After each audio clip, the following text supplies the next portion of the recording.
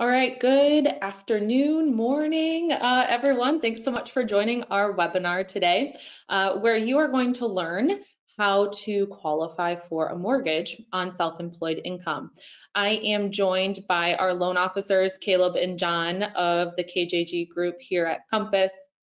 They're going to cover the do's and don'ts, share a lot of information that's going to be really helpful for you.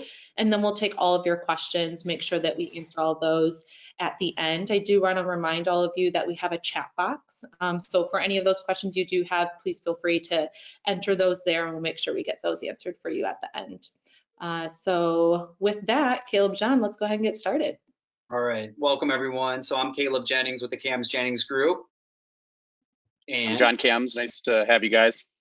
Yeah, so thanks for joining us. And I whether you're a buyer, a self-employed buyer that's joining us to learn more about this, or whether you're a realtor who has self-employed clients, or you're a realtor who's self-employed, right? So what we wanted to do is put together just some basic information on what we as a lender look at for self-employed buyers on how to qualify. And we often find a lot of mistakes are made, and that could actually be, with a little bit of preparation, could be avoided. So we wanted to just hit on that. And one thing I want to also mention too is that we know that folks are getting ready to buy. We're hitting the spring market right now and inventory is low. So I want you to know that Compass Mortgage, we have a program called our Get Committed program, where we issue a loan commitment to our clients before they're under contract. That's better than a pre-approval, where we can guarantee the closing in 15 days. So I just want to flag that for you. If you have more questions about that, you can just hit us up on that. But it's a way to win in this low inventory market. So let's talk about self-employed borrowers then.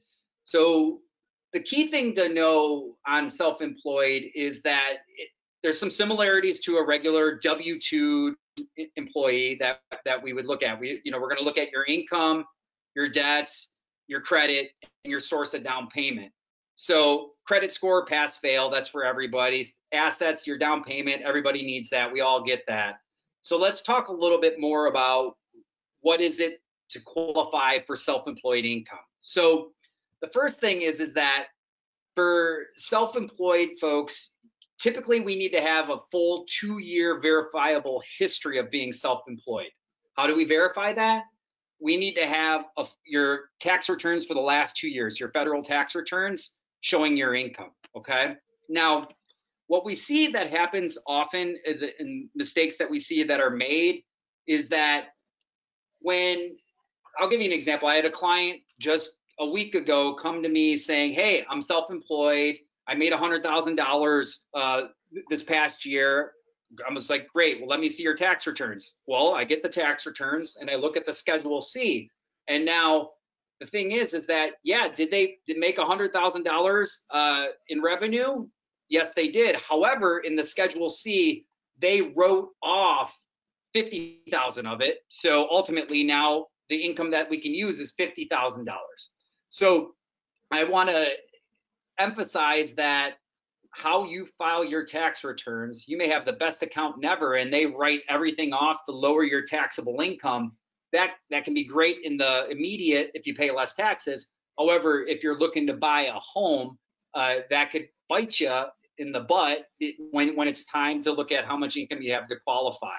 So I think that's key, a basic thing to do. And what we offer to our clients always, like right now we have several clients that are self-employed and they're working with their accountant to get their tax returns. And we review them before they file them because we know that they want to buy in the summer here. We're going to help them make sure that they're not writing off everything, and we can help on the income on that as well. So I also wanted to say that one thing too is that with self-employed, it's typically 2 years. However, if you have 5 years or more of being self-employed, we can go off of 1 year of your federal tax returns provided by a certified letter from your accountant verifying that you've been self-employed in your profession for 5 or more years. And that can be really helpful at times. So let's say 2019, you did write off a lot more and you reported less. Well, you're going to be gearing up to file your taxes here in April for 2020. well, then maybe you don't write off as much. When we go off the 2 years, when we're required to go off 2 years, we have to average that. So for those who have been self-employed less than 5 years, what we're going to be going off of is, right now we would be going off of your 2019 and 2018, but come April, we're going to be going off of 2020 and 2019. But again, if you have 5 or more years, and with a letter from your accountant, we could go off of just the 2019 right now, or the 2020 come April. So I also want to, John, you have anything to add to that? I would just say that the other thing to add to that is just in general, self-employed people are higher risk. So it definitely helps if you have the three things Caleb mentioned. If you have excellent credit, if you have good reserves, if you have a big down payment, these are all things that are going to help you being self-employed versus, oh, I'm self-employed, my credit's not that great, I don't have that much assets, and I don't have much down. Those are all red flags that could potentially impede you, even if you have a great income with self-employed. Unfortunately, they're considered more high risk, and that can be there's more pitfalls. That's right. So just to kind of sum up what I said too, is that typically we go off of 2 years of your tax returns, and then we average those 2 years based on your taxable income. So if you write everything off in your Schedule C, we're going to have to go off of your taxable income. So just be aware of that.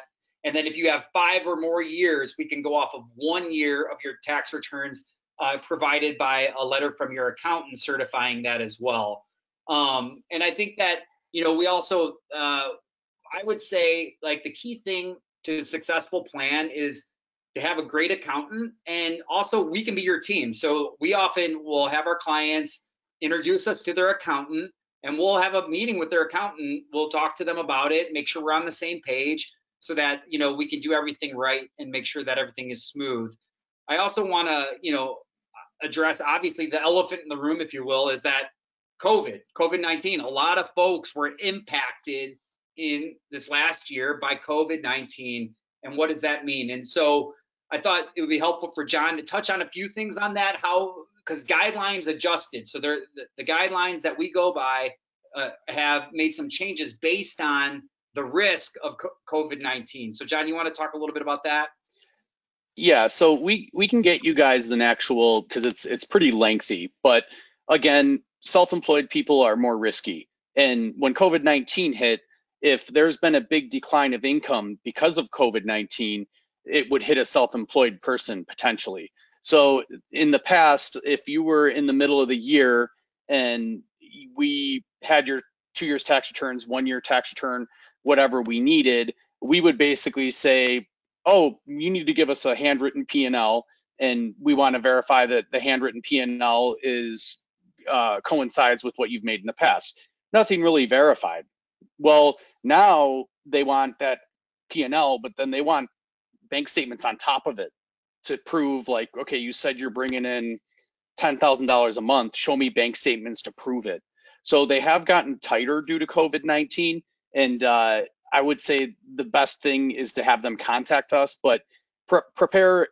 We've done a lot of these seminars, and I think one of the poignant things is plan to plan ahead. So best to be like, okay, hey, you're self-employed. If you're a realtor or borrower, you need your tax returns. We're not going to be able to tell you whether you can or you can't without the tax returns. And then keep in mind as well that they're going to be more stringent on what, like when even now, like we're 2 months into the year, they're basically saying, hey, we want a P&L from January 1st to February to today to see that what you filed the last 2 years is in fact what you're doing or what it says on paper. So we can send you a list of like the actual guidelines, but just again, prepare your borrowers that if you're self-employed, it's not like it was a year ago. It's gotten more stringent on what we will accept and the documentation due to COVID-19. Yeah, and just to kind of reiterate too, I think plan ahead. A good accountant is priceless. Like, if you're self-employed and you want to buy, having a good accountant is priceless. And there are some workarounds on this too. So like some of the things we've done for our clients, like to help them let's say you have you're self-employed, or your client is self-employed, and you just don't have the income. Well, you could always get a co-signer on there as well. And then sometimes we've had self-employed folks go ahead, and since they're self-employed in their profession, they went ahead and got a W-2 job as well to be able to then do that. Because once they're W-2'd, we can just go right off of that income. So there are ways to work around it, but again, it's plan ahead. If we start looking at it now, we could say, okay, here's what you got to do. Here's the course of action you need to take. And we'd be glad to help you with that. We're always doing that. So anything else One to thing add? I want to echo, one thing I want to add to the accountant too is we see a lot of problems with the standard. I just give it to my accountant. I don't. I just sign the tax return. Right. That's fine, but it's your business, and especially in the year that you're trying to buy a home, I would definitely be more involved. Ask your accountant, hey, how much are you writing off? Let me have my lender review it. Again, like Caleb said, it's great to not pay taxes, but it can also hinder you when you go to buy a home. So I would urge you, if you know you're going to buy in the next year or two, be involved. I think you should be involved with what you're actually reporting anyway. I see multiple issues with self-employed people that are like, I just hand it to my client, to my accountant, and sign the paperwork. And as long as I like that number at the end of the year, all is well. So I would just caution you on that. Yeah, so I think, again, we were trying to keep this short and sweet and respect your time. But what we would like to do now is open it up for any questions as well. So Jessica, like Jessica had mentioned, in the chat box, you can put in any questions you have, and we'll do our best to answer those. And we've got about 15 minutes to do that. Are there any questions coming in yet? Hey guys, yeah, so we do have some questions, and like Caleb said too, you guys can put them in the chat box, or if you're having trouble with that, you can also click the button to raise your hand, and I could speak with you that way to help facilitate your question as well. First question here, you had mentioned an excellent credit score. Could you share what's maybe deemed an excellent credit score? So we have someone asking about that. Typically 740 and above is what would be termed as excellent.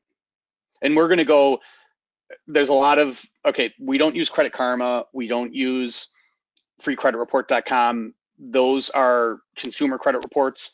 They're not scored. They do not use the same algorithm as a mortgage company does.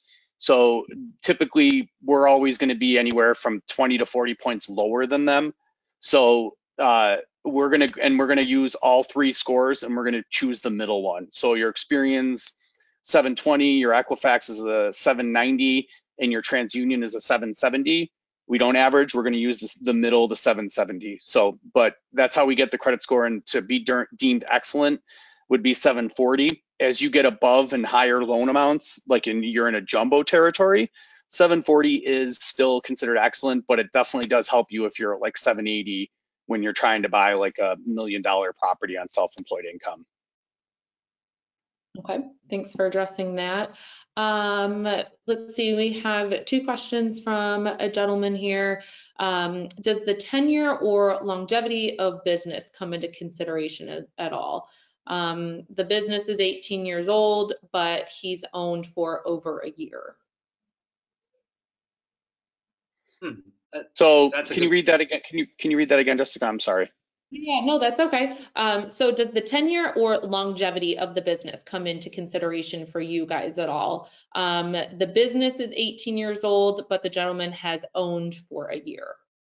Okay, and that's a great question. And we actually, what Caleb had mentioned was that there's rule of thumbs, okay, and they've gotten a little bit less stringent on this. So rule of thumb is that you need a 2-year full history of self-employment. Now, if you're in the same line of work, like a good example is an attorney. I was an attorney, I became partner. Now I'm self-employed. They will go off of a 1-year tax return. So if, like, let's say you were working at your dad's business, it's been around for 18 years, you bought in and now you're an owner. The thing with these is they're underwriter discretion type things. So there is a chance, yes, they will, and that all helps. Obviously, hey, the business has been in business 18 years. The question really becomes, well, how long were they employed there? Did you just walk in and now you're self-employed? And that could be more of a challenge than, or definitely a challenge versus, oh, I was working as the VP under my dad and then bought in and now I'm quote self-employed.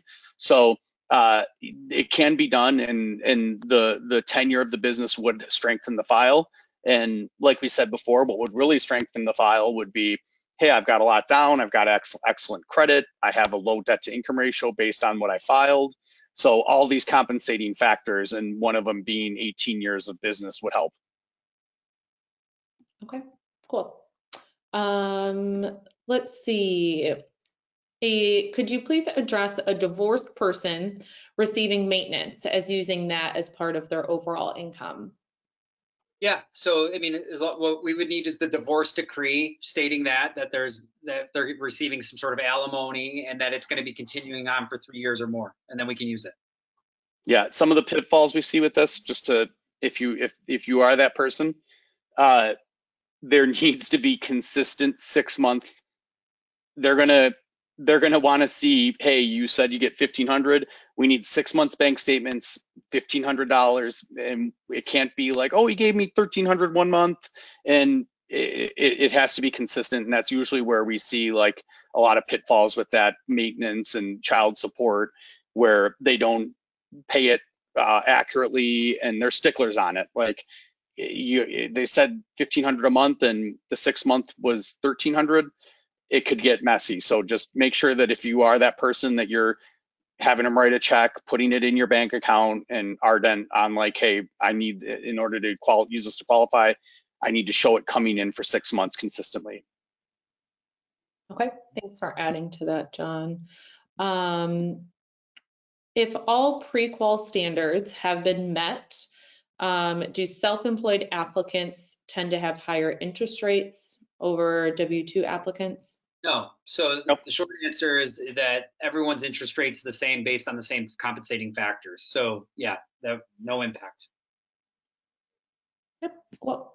Let's see, we're getting another one here. What is the ratio of income to payments? What about variable income that comes in different periods?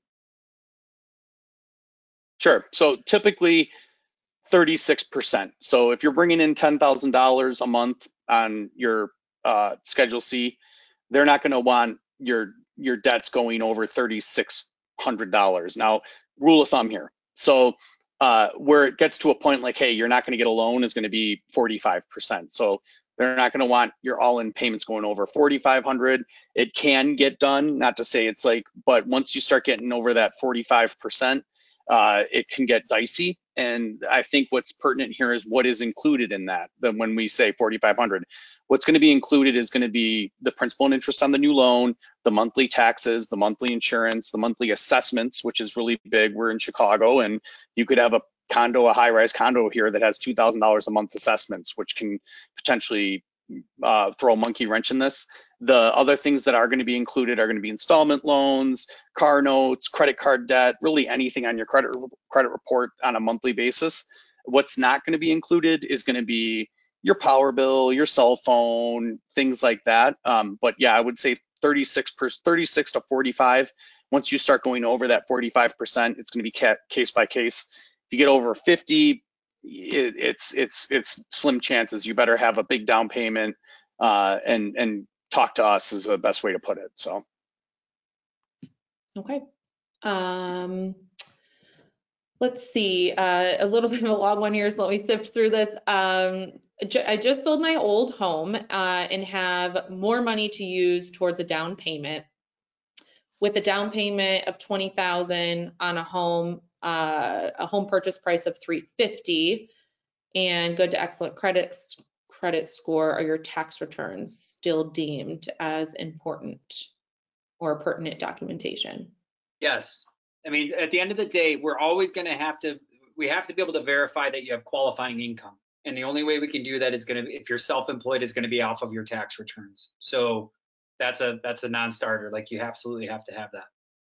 Yeah, and I would also preface, like, Unfortunately, it's round when you're dealing with Fannie Mae and Freddie Mac, which is basically where most loans end up, the best deals out there.